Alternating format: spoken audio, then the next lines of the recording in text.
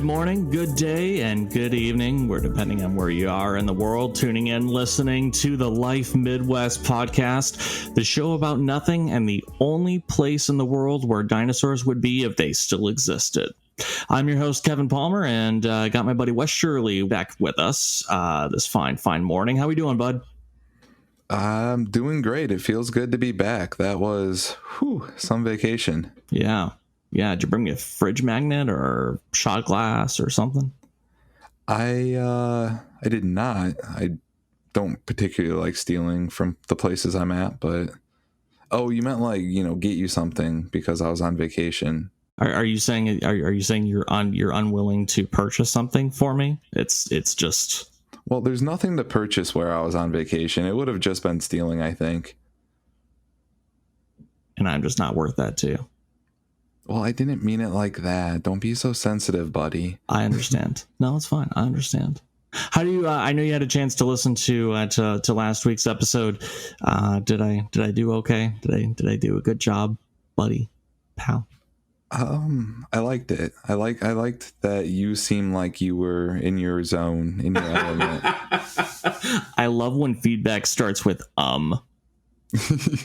Well, to be fair, most of my sentences start and conclude and have strung within the word Big ummer.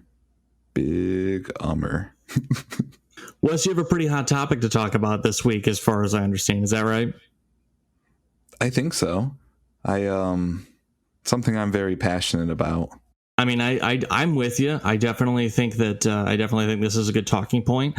I think it's something that a lot of us are running into as the world attempts to return to normal and kind of get back to business and way of life. Although I think it's obvious there are certain aspects that will be forever changed and not back to the way that they were before. But I do think that you have a very, very good conversation that you're bringing to the table today. But you're passionate about it. You said you're passionate about it. Why are you? What makes you passionate about it? Well, I spend a lot of time in drive-thrus, which kind of gives away what we're talking about today. And quite frankly, it's not great. I mean, no one really thinks about, fast food or places that have drive-thrus and I'm just going to get, it's going to be amazing. It's going to be a good experience. And unfortunately, it just generally has not been great. So I've been thinking about it a lot, and it's not because I'm a terrible customer or the person working behind the counter is a terrible employee. It's just a little bit of friction going on. If you've experienced it, you've experienced it. You go through a drive-through and the employee is shitty with you. Go ahead with your order. Yeah, hurry up, make our times quicker. We don't got no time for your bullshit. And I'm just yeah, and I would because I'm an ummer, be and they'll be hurry the up, and I'm all right, fine, I'll order something I don't want because you're rushing me. That's beside the point, but you guys, you know what I mean. So shit, we're talking about McDonald's again, aren't we? You know what, I think we are. Great. So one of the things that you're bringing to the table today is that you want to bring higher wages to these people. Is that right? That is correct. And I'm gonna play advocate here because I'm sure there's a few people I hear them from miles away groaning as they listen to this recorded podcast because it's all right, the live joke is ruined. Anyways, no, I think that I think there's a lot of people who are well, why would I do that? They don't, it's not good customer service. Why would I pay these people more? Blah, blah, blah. It's more about the incentive to get quality workers, right? Yeah, I think it's probably the main problem with the fast food atmosphere, environment. What's a word that's kind of a synonym to those? Anyways, you guys get the point. I think the labor shortage is a big factor in why fast food relations are so strained at the moment. I expect that labor shortage is actually the result of a wage shortage or us not paying people enough as a society. Right, because for the first time in a lot of people's lives with this pandemic, people are able to not live paycheck to paycheck and invest time in themselves and not worry about what's going to happen to them or how they're going to pay their bills, things like that. And why would I give up the equivalent of earning $15 an hour to go work, deal with shitty people, work with shitty people who also don't want to work and deal with shitty people for less than that? You wouldn't do it. I wouldn't do it. So I think you bring up a really good point. And I think when you have a higher wage, then people are going to compete for that. Let me back it up real quick, though, because I do want to talk about the situation itself, just in case you have people living under a rock or our international listeners. So people are returning to work right now as COVID finally rounds the corner, we'll say, in terms of the pandemic here in the States. So you have people who are returning to work, and you also have people who are still living on pandemic assistance if they were able to get it. And because of that, they're not going back to work. A lot of these people who were working low income jobs. Well, they're not going to go back to that job because either A, they don't want to, B, they found means during the pandemic to improve their quality of life, and now they're not going to come back, which means that you now have a labor shortage. Everywhere you go, people are hiring, especially in the food and hospitality industry. People are hiring. They'll say, oh, starting at 13 an hour, oh, starting at 12 an hour, oh, starting at 14 an hour. Businesses are still struggling to staff those places.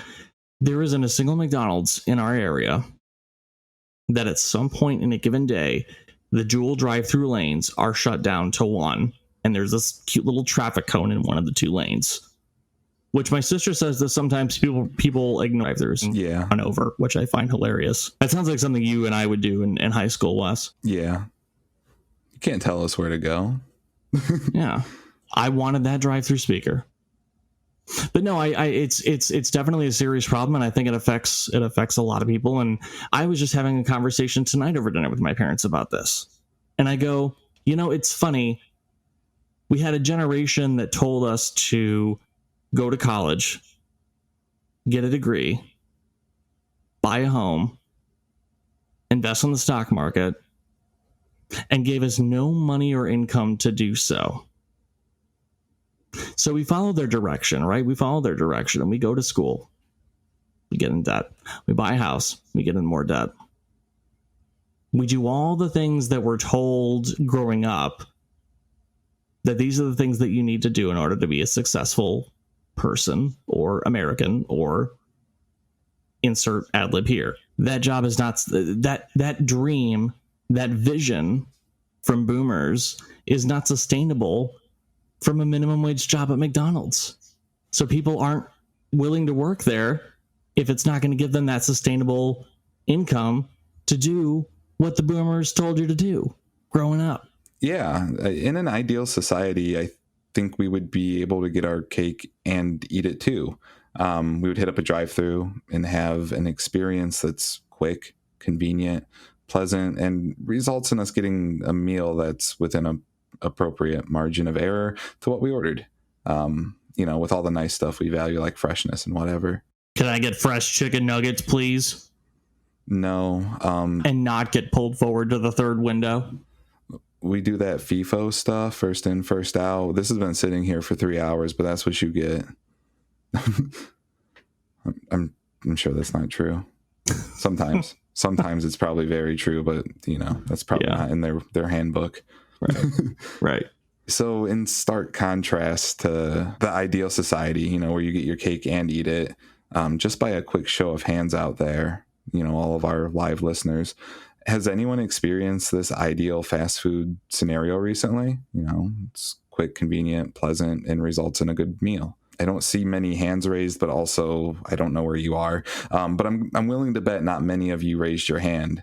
My hand is only raised because it's holding my face.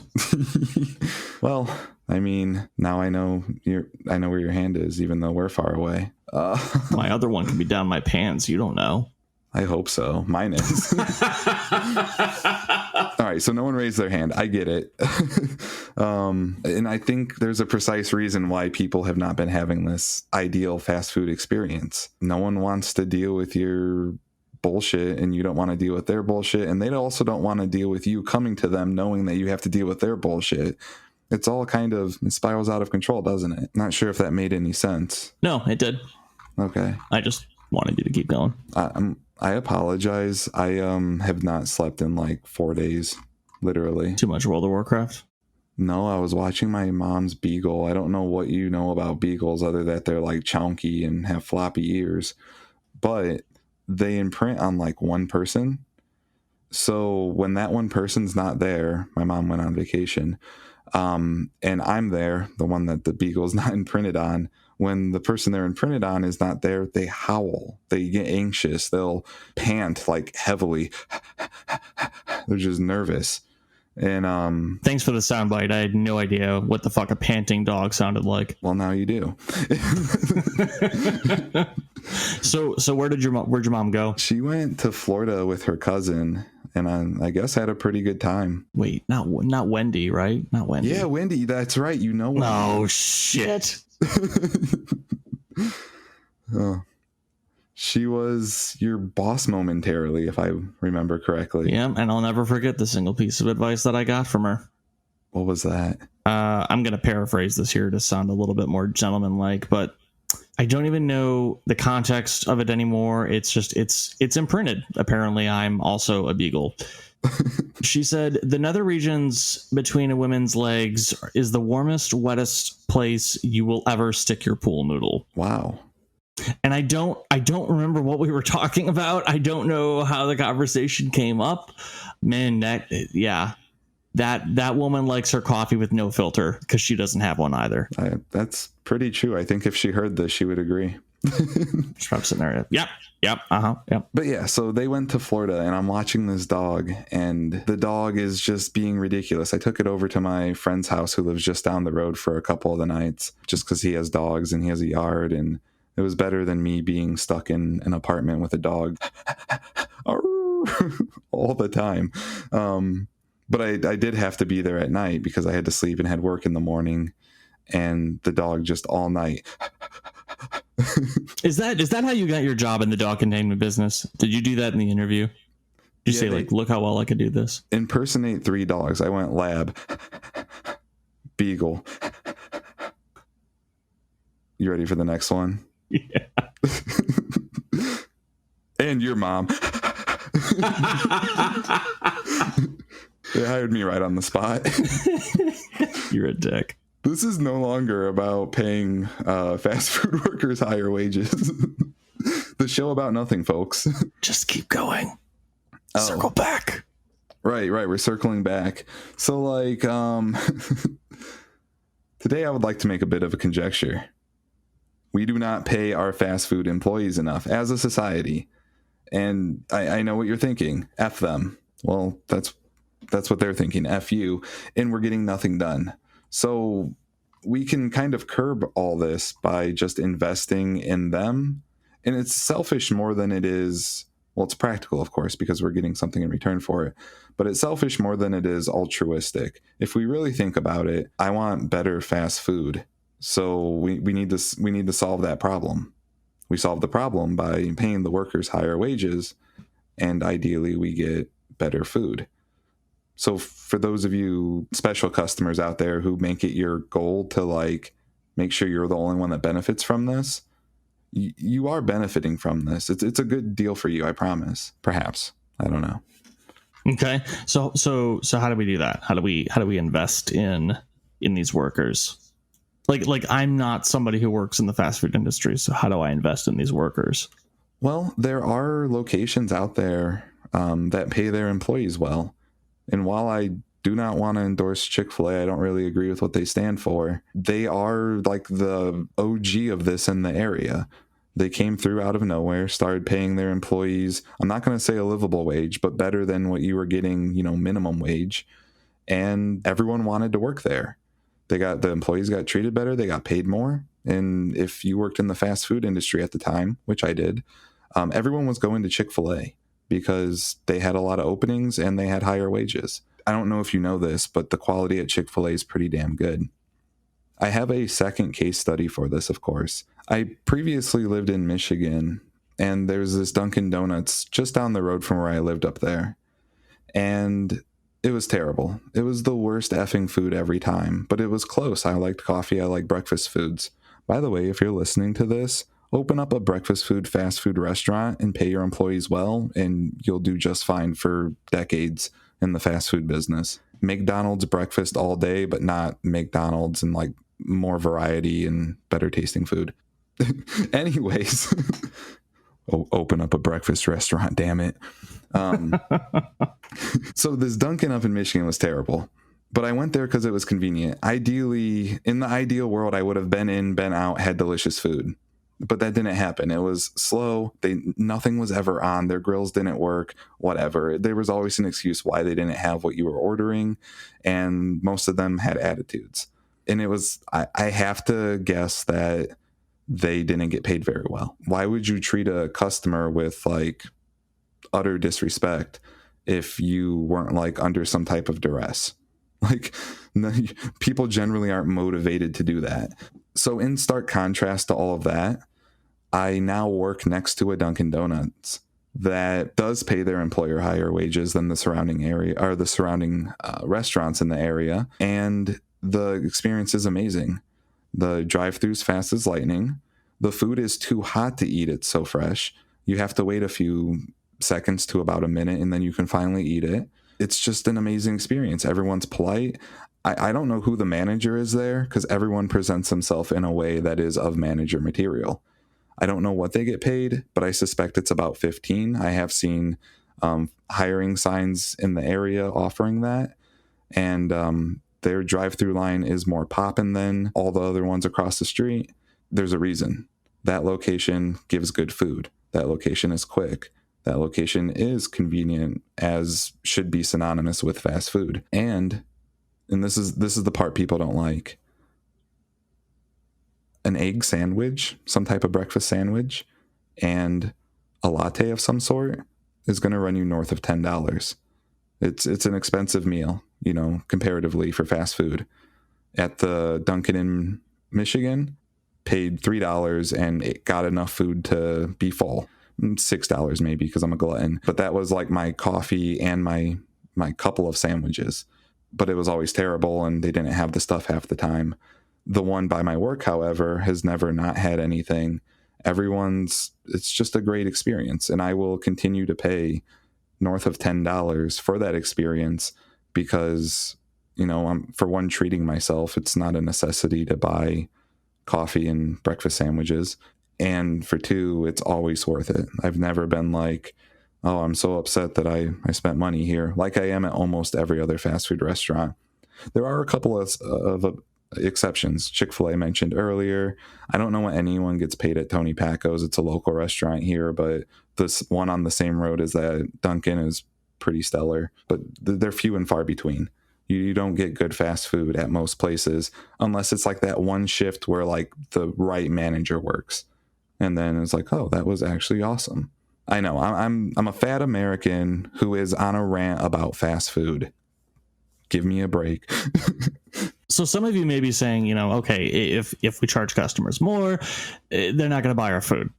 To which we have taken the time this week to come up with a very tactful and well thought out rebuttal. Yes, the fuck they will. While Chick-fil-A hates gay people, you have to admit they treat their employees better than most fast food chains, even gay people, which they hate, or so I'm told. I remember when they started popping up all over the place here in Toledo, all the fast food employees I knew were looking for like greener pastures, like, grass is greener on the other side, that kind of thing. And to your point, Wes, a lot of people lost employees to Chick-fil-A because of that. People would rather pay more and actually get what they're looking for than pay less and feel bad and be pissed off after. Yeah, like 100%. Don't take my word for it. Take market trends' word for it, or any market trend that you see. There's more people in that drive-thru. That place is popping. It's all the economics you need. But think about what this does, right, for the employee. They have increased motivation to continue showing up to work because money. And they will now most likely be performing better because they know that there are other people competing for that same job because it's a higher wage, which drives competition. Quality of life has increased since they can finally afford bills, so they won't be in a bad mood. They'll have patience for petty shit that customers try to pull. And in return, the customers try to pull us shit because the reasonable customers who would generally pull no shit now have no reason to pull shit as their hunger is satisfied and they have a good experience. So, you know what I mean? Like, everything comes full circle, but it does take a little bit of investment. If you think about it, let's look at it this way, ladies and gents, okay? The dollar menu's gone. The dollar menu is fucking gone, okay? It's not coming back. You're not getting your dollar McDouble or your whatever. It's gone. The prices are already going up, and people are still making $8, $9, $10 an hour. You are the same person who bitches about the McDouble being $2.19, but you will go get a venti white mocha for $5.95, and you'll scratch your ass while doing it without batting an eyelash. Come on. Let's have some consistency. Speaking of consistency, coming up on the other side of the break, when we come back, Wes is going to talk to us about how to be a better customer. Stick around.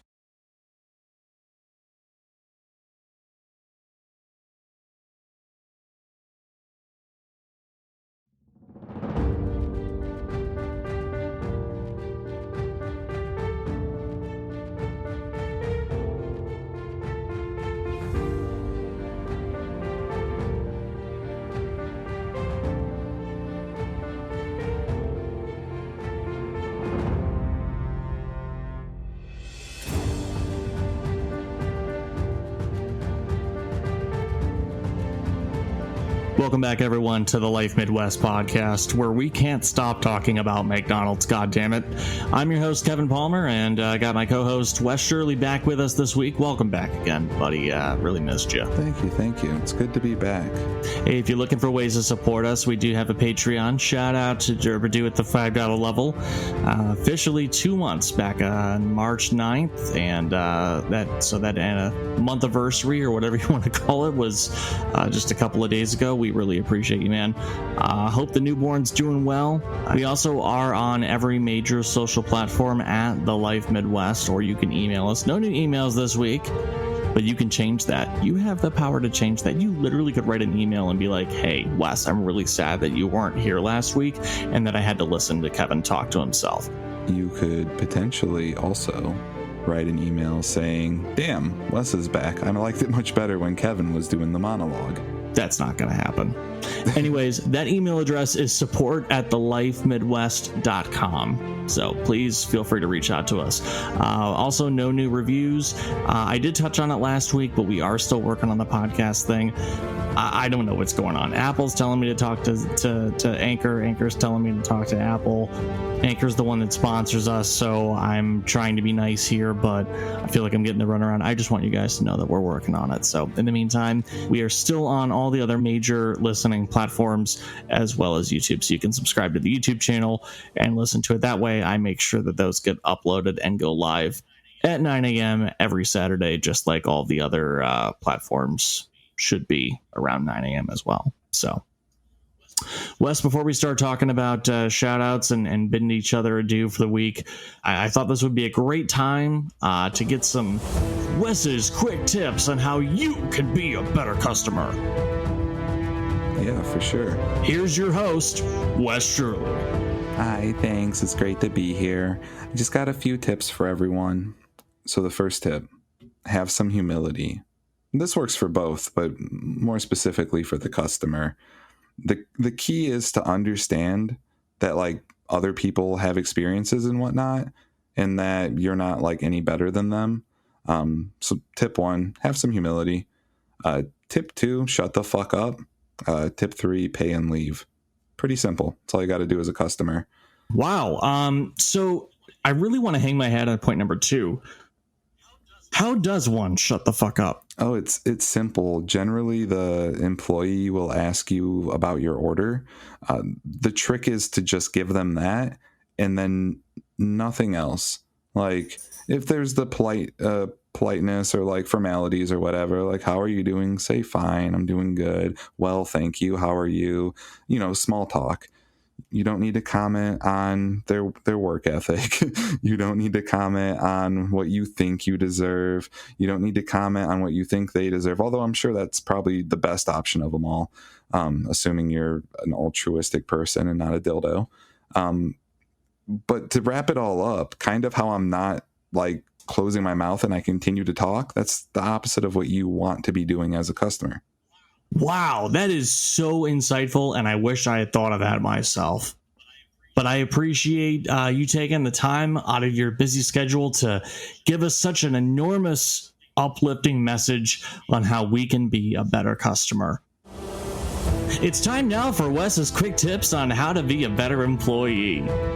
Here's your host, Wes Shirley. Take it away, Wes. Hi, thanks for having me. It's so great to be here. So I have a few quick tips for how to be a better employee. Number one, have some patience. You know, customers are pretty stupid, 100%. They need to be spoon-fed information.